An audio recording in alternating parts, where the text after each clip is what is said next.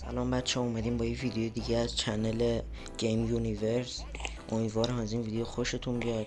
این ویدیو یه خورده چالشیه و اولین ویدیومون داخل سبک لانگ ویدیوه. امیدوارم انقدر حمایت کنید که این پست ویو خیلی بالایی بگیره بچه ها، چون که من این درس 2 نفر است، چون که من کسی نداشتم دیگه تکی اومدم. امیدوارم خوشتون بیاد. جعبه و سازنده مومن یه چی میذاشتی داخلش حداقل. ما رو دست خالی الان میفرستی نورد. خب اینجوری که پیداست با اینطوری همشو رد کنیم.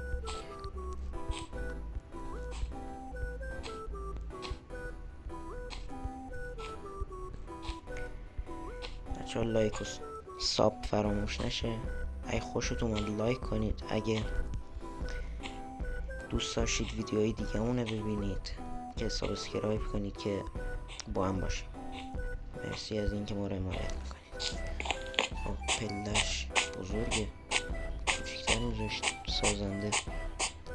خب اینجوری که پیداست با این دکمه رو بزنید در باز میشه. چیه اینجا؟ شیشه است. با برسیم اون دره. اوکی.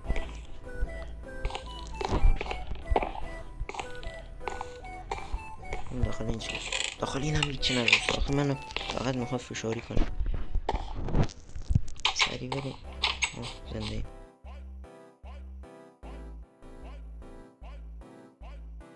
خب با یکی از این 4 تا رو انتخاب کنیم. من میگم بریم راست بریم. چونم یک شد. یا خدا نزود بیفتم. اگه از هر کدوم از اونای دیگه میرفتیم 100% مرده بودیم. یا خب این یه خورده خطریه، ریسکیه، ولی با بریم بشیم. یه جور زنده موندیم.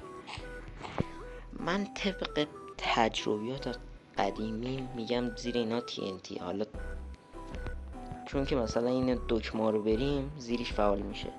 آخه سازنده یه کمی مغزت فشار. خب سریع بکنیم. ترکید. یا خدا این به قصد کشت گذاشته. زیرش سوراخ بود، یعنی میافتادم کلا دنیا خارج میشد.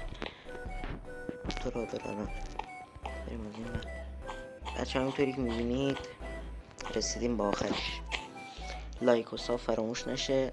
همونطوری که قبلا هم گفتیم مرسی از اینکه ما رو حمایت میکنید. ببینید نتیجه این همه تلاشمون چی میده. دمت گرم عشقی به مولا. حتی یه زره داریم. مرسی که تا اینجای ویدیو ما را همراهی کردید.